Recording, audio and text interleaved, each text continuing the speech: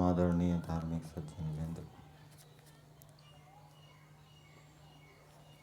यजुर्वेद का 34वां अध्याय चल रहा है। आज मंत्र संख्या 51 का स्वाध्याय किया गया। पीछे हमने मंत्र संख्या 50 के ऊपर विचार किया था और उस मंत्र के माध्यम से परमेश्वर ने हमें अनेक प्रेरणाएं दी थी। 50वें मंत्र में आयुष्यम शब्द आया था। इस मंत्र के माध्यम से, इस शब्द के माध्यम से परमेश्वर ये प्रेरणा दे रहे हैं कि मनुष्यों को अपनी आयु बढ़ानी चाहिए। वर्चस्यम इस पद के माध्यम से परमेश्वर ये प्रेरणा दे रहे हैं कि मनुष्यों को वर्चस्व अर्थात विद्या प्राप्त करनी चाहिए और विद्या प्राप्ति के लिए अध्ययन करना चाहिए, शास्त्रों का अध्ययन करना चाहिए। रायस्पोषम जो धन है उसकी पुष्टि करनी चाहिए। औद्भिदम अपने दुखों का नाश करना चाहिए। ऐसे उपाय करने चाहिए जिससे कि तुम्हारे दुखों का नाश हो। और इसके साधन के रूप में ऐश्वर्य को बताया था कि ऐश्वर्य के होने पर ही मनुष्य दीर्घ आयु, विद्या आदि को प्राप्त कर सकता है। यदि ऐश्वर्य नहीं है अर्थात खाने पीने की सुविधाएं नहीं है तो व्यक्ति फिर दीर्घ आयु भी नहीं प्राप्त कर सकता, विद्या भी प्राप्त नहीं कर सकता और धन भी प्राप्त नहीं कर सकता। तो ऐश्वर्य को प्राप्त करना चाहिए। मंत्र के भावार्थ में दिया है, जो मनुष्य अपने तुल्य सबको जानते और विद्वानों के साथ विचार कर सत्यासत्य का निर्णय करते हैं, वे दीर्घ अवस्था, पूर्ण विद्या और समग्र ऐश्वर्य और विजय को प्राप्त होते हैं। तो मंत्र का तात्पर्य ये है कि मनुष्य दीर्घ अवस्था को प्राप्त हो, पूर्ण विद्याओं को प्राप्त हो और समस्त ऐश्वर्यों को, चाहे भौतिक ऐश्वर्य है चाहे आध्यात्मिक ऐश्वर्य है, उनको प्राप्त हो और इनको प्राप्त होकर वे विजय को प्राप्त करें, आंतरिक शत्रुओं को भी जीतें और बाहर के शत्रुओं को भी जीतें। और दीर्घ अवस्था, पूर्ण विद्या आदि प्राप्ति का उपाय बताया कि सबके साथ आत्मवत व्यवहार करना, सत्य भाषण आदि करना, अहिंसा आदि का पालन करना, इनके पालन करने से ही ये उपलब्धियां होती हैं। आज मंत्र संख्या 51 का स्वाध्याय मंत्र है, न तत् रक्षांसि न पिशाचाः तरन्ति, देवानां ओजः प्रथमजं हि एतत्, यो बिभर्ति दाक्षायणं हिरण्यं स देवेषु कृणुते, दीर्घमायुः स मनुष्येषु कृणुते दीर्घमायुः।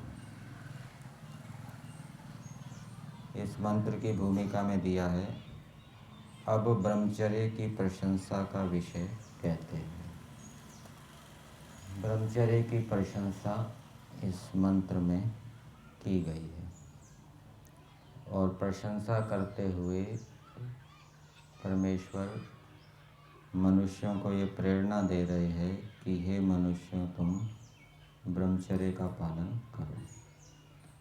आज समाज में, देश में, विश्व में ब्रह्मचर्य की स्थिति अच्छी नहीं है। लोग युवा भी अनेक प्रकार के व्यसनों में फंसे हुए हैं और व्यभिचार के अनेक उपाय समाज के अंदर प्रचलित है।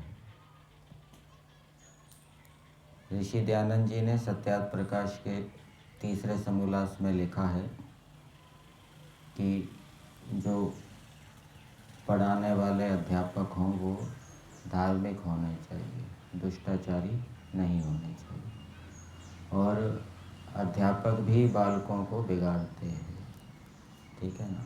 अध्यापकों के अंदर भी वासनाएं होती हैं और वो बालकों के, छोटे बालकों के माध्यम से उसकी पूर्ति करते हैं। आजकल समलैंगिकता का भी प्रचलन चल रहा है समाज के अंदर, देश के अंदर। तो ब्रह्मचर्य का साधन एक है सत्संगति करना। समाज बिगड़ क्यों रहा है, युवा बिगड़ क्यों रहे हैं, छोटे छोटे बालक बिगड़ क्यों रहे हैं, व्यसनों में क्यों फंस रहे हैं? क्योंकि वो अनुचित बातें सुनते हैं, देखते हैं, ठीक है ना। अनुचित मित्रों की संगति करते हैं, जो बिगड़े हुए मित्र हैं उनके साथ उठते बैठते हैं, वो उनको बुरी आदतें सिखाते हैं। तो इसके कारण समाज के अंदर बिगाड़ हो रहा है। तो अच्छी संगति करनी चाहिए, दुष्टों की संगति नहीं करनी चाहिए। और घर परिवार के अंदर भी होता है। घर परिवार के अंदर जो बड़े होते हैं, चाचा, ताऊ, मामा, वो भी अपने छोटे घर के अंदर जो छोटे बालक हैं उनको बिगाड़ते हैं, ठीक है ना। वो वहाँ पर भी ये रोग फैला हुआ है। छोटे बालक कुछ कह नहीं सकते, क्या करें, लेकिन वो बड़े घर के अंदर ही ऐसा होता है। बच्चों के साथ वो व्यभिचार करते हैं, ठीक है। गुरुकुलों में तो पहले ऐसे नियम होता था, कई गुरुकुलों में, कि छूना ही नहीं, किसी को छूने का ही निषेध है। आचार्य बलदेव जी तो किसी से मालिश करवाते ही नहीं थे, वो ब्रह्मचर्य के विषय में पक्के थे। और कहीं किसी गुरुकुल में खो खो का खेल हो रहा है तो वहाँ पर भी वो उसमें छूना पड़ता है, तो वो रुमाल से छूते थे, हाथ में रुमाल लेकर दूसरे को छूते थे। तो ये छूना भी बाधक है ब्रह्मचर्य के पालन में। व्यवहार भानु के अंदर भी लिखा है, ब्रह्मचर्य की महिमा बताई गई है। कौन से श्लोक में? न तस्य किंचित अप्राप्यमस्ति। जो जन्म से लेकर मृत्यु पर्यंत ब्रह्मचर्य का पालन करता है उसको कोई भी शुभ गुण अप्राप्त नहीं रहता। और ब्रह्मचर्य का नाश करने पर व्यक्ति के जीवन का नाश हो जाता है। हमारे इतिहास के अंदर अनेक ब्रह्मचर्य से संबंधित उदाहरण मिलते हैं, जिन्होंने वेदों के अनुकूल ब्रह्मचर्य का पालन करा। कृष्ण जी के विषय में आता है, उन्होंने विवाह के बाद भी 12 वर्ष तक ब्रह्मचर्य का पालन किया, फिर संतान उत्पत्ति की। इसी प्रकार से हनुमान जी के पिता पवन और माता अंजना, उनके विषय में भी वर्णन आता है कि उन्होंने भी 12 वर्ष तक ब्रह्मचर्य का पालन किया और फिर हनुमान पुत्र उत्पन्न हुआ। इसी प्रकार से लक्ष्मण जी भी हैं, वो भी वनवास में रहे। कितना संयम था कि वो ऊपर देखते ही नहीं थे, सीता को नीचे पैरों में ही अभिवादन करते थे। और ब्रह्मचर्य के कारण ही फिर वो अनेक प्रकार के बलों से, विद्याओं से युक्त हैं। बहुत से मनुष्य होते हैं जिनमें पिछले जन्मों के संस्कार भी होते हैं और कुछ संस्कार माता पिता से भी मिलते हैं। माता पिता कामी हैं तो बच्चे के अंदर भी वो वैसे संस्कार आ जाएंगे, अथवा पिछले जन्म के संस्कार भी होते हैं। तो उसके कारण फिर व्यक्ति इन बुराइयों में फंस जाता है। तो जो कामी व्यक्ति हैं, और ये संस्कार आपको बड़े बड़े विद्वानों में भी मिलेंगे, इसलिए सत्यार्थ प्रकाश के तीसरे समोल्लास में लिखा है ना, जो अध्यापक अधार्मिक हो, दुराचारी हो, उससे ना पढ़ाएं। बड़े बड़े विद्वान हैं जिन्होंने शास्त्रों को पढ़ा है, वेदों को पढ़ा है, उनके अंदर भी ऐसे संस्कार मिलेंगे काम वासनाओं के। तो ब्रह्मचर्य का पालन करना चाहिए, मंत्र की प्रेरणा है। और ब्रह्मचर्य का पालन करने से मनुष्य अनेक शुभ गुणों से युक्त हो जाता है, अनेक गुणों को वो धारण करता है, और गुणों को धारण करने से फिर वो समाज का विशेष कल्याण कर सकता है। देश के अंदर, समाज के अंदर अनेक प्रकार की आपत्तियां, संकट आते हैं, अनेक प्रकार के नए नए रोग उत्पन्न होते हैं। तो ब्रह्मचर्य के अंदर ही, ब्रह्मचारी के अंदर ही यही सामर्थ्य है कि वो नई खोज करके आने वाली समस्याओं का, प्रतिकूलताओं का समाधान कर सके, वो एक दिशा दिखा सकता है। जो व्यभिचारी है वो कोई समाज को नई दिशा नहीं दिखा सकता, वो समस्याओं का समाधान नहीं कर सकता। जीवा और ब्रह्मचर्य ये दो इंद्रिय है। इन दो इंद्रियों के ऊपर जिसका संयम है वो संसार को जीत सकता है। जीवा के विषय में आपने सुना, जीवा के विषय में बताया जाता है, इफ़ यू कैन कंकर योर टंग यू कैन कंकर द होल वर्ल्ड। तुमने यदि जीवा को जीत लिया तो सारे संसार को जीत लिया। और एक इंद्रिय यदि विषय में फंसी हुई है, कोई खाने में बहुत चटोरा है, बढ़िया बढ़िया चीज़ें खाता है, चटपटी नई नई चीज़ें, बढ़िया बढ़िया चीज़ें खाने की उसकी रुचि है, तो दूसरी इंद्रियों के विषय में भी वो सुख लेगा, ठीक है। और एक इंद्रिय के ऊपर भी संयम है तो वो दूसरी इंद्रियों के ऊपर भी संयम करने में सहायता मिलेगी। तो ये जीवा के ऊपर नियंत्रण और उपस्थ इंद्रिय के ऊपर नियंत्रण, ब्रह्मचर्य का पालन, ये दोनों बहुत महत्वपूर्ण है और इन दोनों का आपस में परस्पर संबंध है, ठीक है।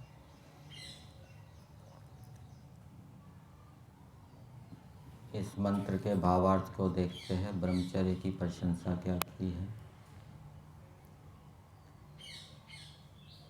जो प्रथम अवस्था में बड़े धर्मयुक्त ब्रह्मचर्य से पूर्ण विद्या पढ़ते हैं, उनको ना कोई चोर, ना दाय भागी और ना उनको भार होता है। संस्कृत भाग में दिया है, ये प्रथमे वयसी दीर्घेन ब्रह्मचर्येण पूर्णाम विद्याम अधीयते, ना तेषाम केचित् चोरा, ना दाय भागिना, ना तेषाम भारो भवति। ये आपने बात विद्या के विषय में सुनी होगी कि विद्या कैसी होती है, उसको कोई चोर नहीं ले जा सकता, उसका कोई दाय भागी नहीं होता। दाय भागी का मतलब उसको हम बांट नहीं सकते, ठीक है। और उसका कोई भार नहीं होता। विद्या का कोई भार होता है? आपको विदेश में जाना है, दूसरे स्थान पर जाना है, तो बहुत सा सामान लेकर जाते हैं व्यक्ति साथ में, ठीक है ना, कपड़े वगैरह, भोजन का सामान वगैरह, लेकिन विद्या का कोई भार नहीं होता। तो यहाँ पर उनको ना कोई चोर, ना दाय भागी और ना उनको भार होता है। मतलब कि जो विद्या से युक्त होते हैं, विद्या को कोई चुरा नहीं सकता, विद्या को कोई बांट नहीं सकता और विद्या का कोई भार नहीं होता। और वो जो विद्या है वो ब्रह्मचर्य के पालन से प्राप्त होती है। जो विद्वान इस प्रकार धर्मयुक्त कर्म के साथ वर्तते हैं, वे विद्वानों और मनुष्यों में बड़ी अवस्था को प्राप्त होकर निरंतर आनंदित होते हैं और दूसरों को आनंदित करते हैं। तो ब्रह्मचर्य की प्रशंसा एक तो ये है, ब्रह्मचर्य का पालन करने से व्यक्ति मनुष्यों में बड़ी अवस्था वाला होता है। और दूसरी बात बताइए, विद्वानों में बड़ी अवस्था वाला होता है। इसमें इस प्रकार से अंतर कर सकते हैं, जिसने विद्या नहीं पढ़ी, केवल ब्रह्मचर्य का ही पालन किया स्थूल रूप से, तो उसकी अवस्था अधिक होगी। किसकी अपेक्षा? दूसरे व्यक्ति की अपेक्षा, जिसने भी विद्या नहीं पढ़ी, लेकिन जिसने ब्रह्मचर्य का पालन नहीं किया। सामान्य रूप से नियम है, अपवाद हो सकता है। इसी प्रकार से जो ब्रह्मचर्य का पालन करता है वो विद्वानों में बड़ी अवस्था को प्राप्त करता है। विद्वानों में बड़ी अवस्था का मतलब समझना चाहिए, वो एक विद्वान है जो ब्रह्मचर्य का ठीक प्रकार से पालन नहीं कर रहा, दूसरा विद्वान है जो अच्छी प्रकार से ब्रह्मचर्य का पालन कर रहा है। तो जो विद्वान अच्छी प्रकार से ब्रह्मचर्य का पालन कर रहा है उसके पास अधिक विद्याएं होगी, और जो विद्वान ब्रह्मचर्य का ठीक पालन नहीं कर रहा उसके पास विद्या कम होगी। तो ये ब्रह्मचर्य की प्रशंसा की है।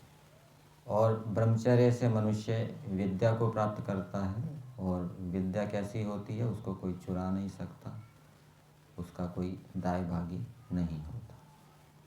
अब मंत्र के माध्यम से ब्रह्मचर्य की प्रशंसा को हम जानते हैं।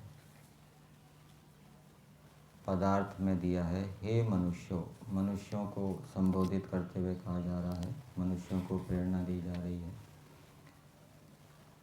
देवानाम प्रथमजम ओजः,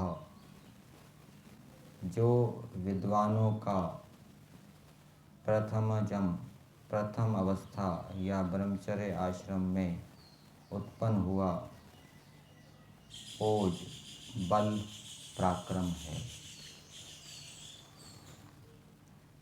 जितनी प्रगति की गति जीवन के पहले भाग में होती है, उतनी प्रगति की गति दूसरे तीसरे भाग में नहीं होती, ऐसा विद्वान लोग बताते हैं। ठीक है, तो ब्रह्मचर्य काल में व्यक्ति शीघ्रता से प्रगति कर सकता है यदि वो ठीक प्रकार से ब्रह्मचर्य का पालन करे। तो प्रथम अवस्था कौन सी है? ब्रह्मचर्य आश्रम। तो उस प्रथम अवस्था में जो बल पराक्रम है, जो बल पराक्रम हुआ, उस उत्पन्न हुआ ब्रह्मचर्य आश्रम में, एक तो विद्या प्राप्त की जाती है, वो आत्मिक बल है, और दूसरा बल शारीरिक बल है, शारीरिक बल प्राप्त किया जाता है। और उसके साथ साथ ये तो मुख्य है, और इसके साथ साथ वो जहाँ रहेगा गुरुकुल के अंदर आचार्य के अधीन, उन नियमों का भी पालन करना पड़ेगा, यम नियम का पालन भी करना पड़ेगा, ईश्वर की उपासना भी करनी पड़ेगी। वो सब इसमें सहायक है, शारीरिक बल की प्राप्ति में और आत्मिक बल की प्राप्ति में। यदि विद्यार्थी ईश्वर की उपासना नहीं कर रहा, यम नियम का पालन नहीं कर रहा, आचार्य का प्रिय आचरण नहीं कर रहा, तो फिर बल और पराक्रम की प्राप्ति नहीं होगी। तो जो विद्वानों का बल पराक्रम है, जो कि प्रथम अवस्था में उत्पन्न होता है ब्रह्मचर्य काल में, उसको तत् न रक्षांसि न पिशाचः तरन्ति, उसको राक्षस और पिशाच उल्लंघन नहीं करते। किसका उल्लंघन नहीं करते? बल का। एक होता है नियम का पालन करना, और एक होता है नियम का उल्लंघन करना। पुरुषार्थ करेंगे तो पुरुषार्थ करने से अच्छे फल की प्राप्ति होगी। व्यायाम करेंगे तो व्यायाम करने से बल की प्राप्ति होगी। ये नियम है, ठीक है। और नियम का उल्लंघन क्या है कि बिना व्यायाम के ही बल की प्राप्ति हो जाए, ये नियम का उल्लंघन है, ठीक है। नियम क्या है?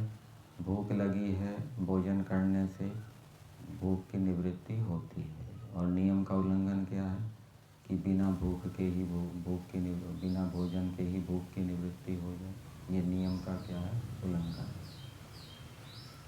तो जो राक्षस है वो इस नियम का उल्लंघन नहीं करते। किस नियम का? कि ब्रह्मचर्य आश्रम के पालन करने से, ब्रह्मचर्य का पालन करने से बल पराक्रम की प्राप्ति होती है। जो राक्षस हैं और पिशाच हैं वो इन नियमों का उल्लंघन नहीं करते।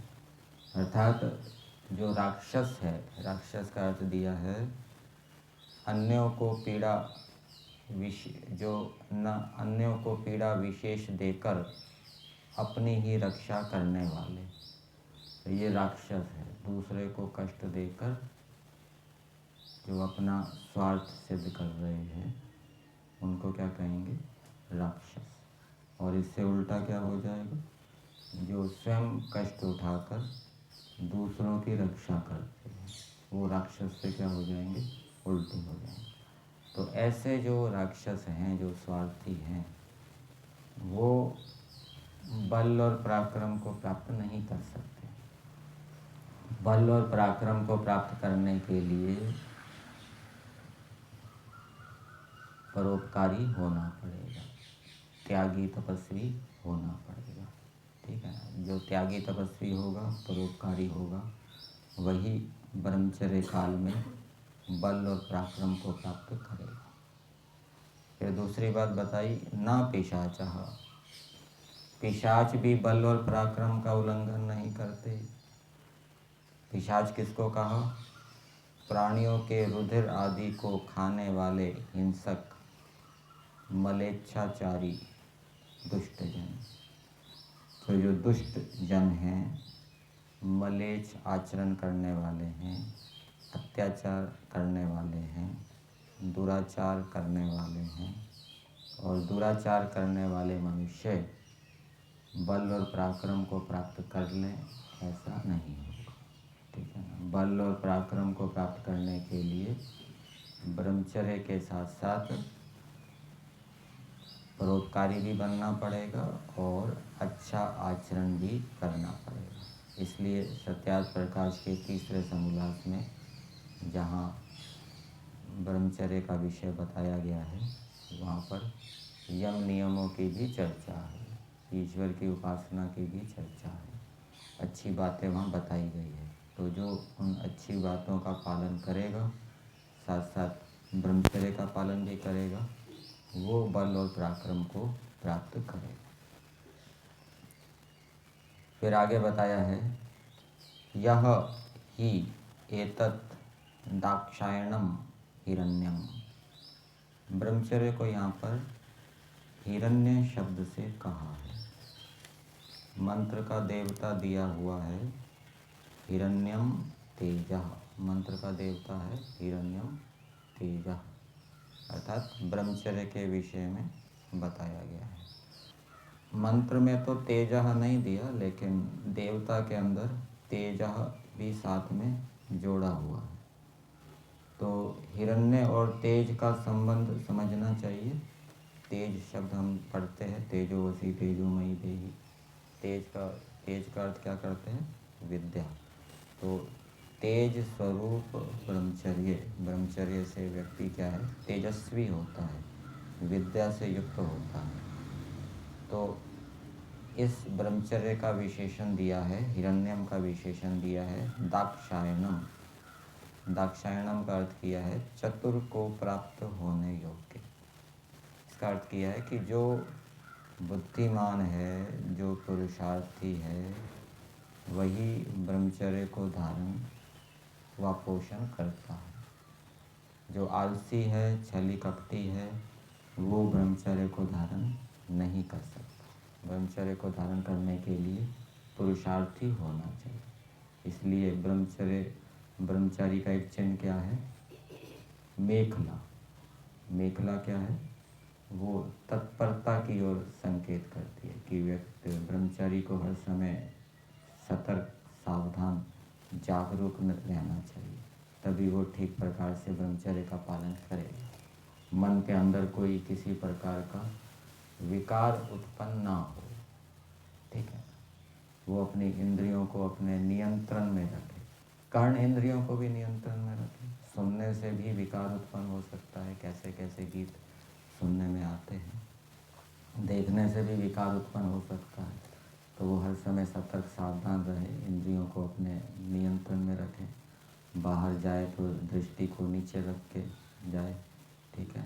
और कहीं ऐसे गीत चल रहे हैं तो उसकी ओर ध्यान ना दे, कान को बंद कर ले, ठीक है। जो भी प्रयास हो वो शब्द अंदर ना जाए। धारणा का अभ्यास किस लिए कराया जाता है?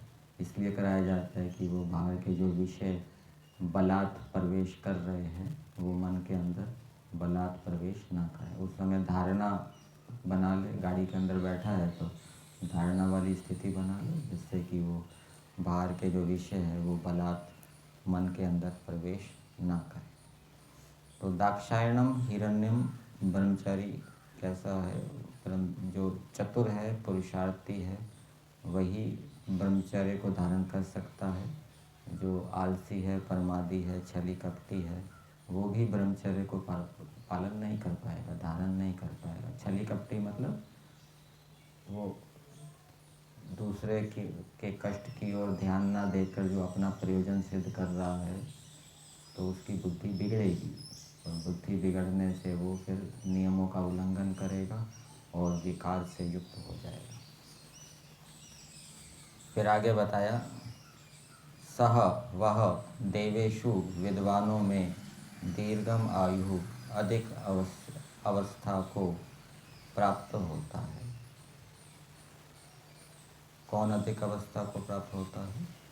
जो ब्रह्मचर्य को धारण करता है। ऊपर दिया है, जो मनुष्य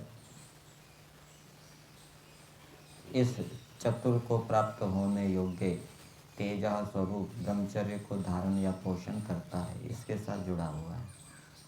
तो जो ब्रह्मचर्य का धारण करता है अथवा ब्रह्मचर्य का पोषण करता है, ब्रह्मचर्य का पोषण करने का मतलब ब्रह्मचर्य को बढ़ाता जाए, ब्रह्मचर्य के स्तर को बढ़ाता जाए। जैसे अहिंसा, सत्य के स्तर को बढ़ाया जाता है, वैसे ही ब्रह्मचर्य के स्तर को बढ़ाता जाए। तो ऐसा जो है वह विद्वानों में अधिक अवस्था को प्राप्त करता है। इसका मतलब वो विद्वानों में अधिक विद्या से युक्त होता है, और मनुष्यों में भी अधिक अवस्था को प्राप्त होता है, मतलब शारीरिक दृष्टि से उसकी अवस्था अधिक होती है। तो इस प्रकार से इस मंत्र में ब्रह्मचर्य की प्रशंसा करते हुए परमेश्वर ने मनुष्यों को ब्रह्मचर्य धारण करने की प्रेरणा दी है। परमात्मा भी ब्रह्मचारी है। ब्रह्मणि चरितुम शीलम यस्य, उसको कहते हैं ब्रह्मचारी। ब्रह्म में चलने का जिसका स्वभाव है, अर्थात जो ईश्वर के गुण कर्म स्वभावों को धारण कर रहा है, ईश्वर की आज्ञा का पालन कर रहा है, वह क्या है? ब्रह्मचारी। और ईश्वर का एक विशेषता यह है कि ईश्वर संसार के विषयों में कोई आसक्त नहीं होता, संसार के विषयों में सुख नहीं लेता। ईश्वर अविद्या आदि से रहित है, अपने आनंद में मस्त रहता है। तो इस दृष्टि से ईश्वर भी ब्रह्मचारी है। तो ईश्वर स्वयं ब्रह्मचारी है, और इसलिए मनुष्यों को भी प्रेरणा दे रहे हैं कि तुम भी ब्रह्मचर्य को धारण करके अनेक गुण कर्म स्वभावों से युक्त हो।